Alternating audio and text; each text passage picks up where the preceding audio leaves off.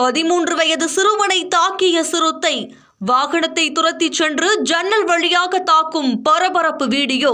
நூலிழையில் உயிர் தப்பிய அதிர்ச்சியூட்டும் சம்பவம். பெங்களூரு பேனர்கட்டா தேசிய பூங்காவில் 13 வயது சிறுவனை சிறுத்தை ஒன்று தாக்கி இருக்குது.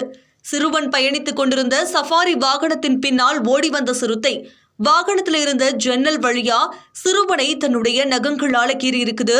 இதனால அந்த சிறுவனுடைய கையில பலத்த காயம் ஏற்பட்டிருக்குது.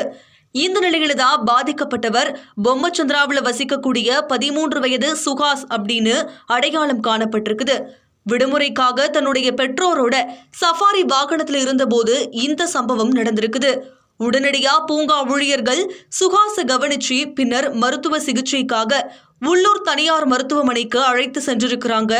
ஆரம்ப சிகிச்சைக்கு பிறகு சிறுவன் டிஸ்சார்ஜ் செய்யப்பட்டு வீடு திரும்பியிருக்காரு. இனி வரும் காலங்கள்ல இது போன்ற நிகழ்வுகள் நடக்காமல் இருக்க சம்பவத்தின் சூழ்நிலையை ஆராய்ந்து வரதா பூங்கா அதிகாரிகள் தெரிவிச்சிருக்கிறாங்க.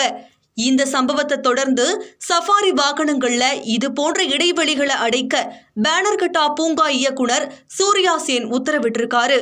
இந்த நிலையில தான் சம்பவம் குறித்தான வீடியோ காட்சி வெளியாகி பெரும் பரபரப்பையும் அதிர்ச்சியையும் ஏற்படுத்தி இருக்குது.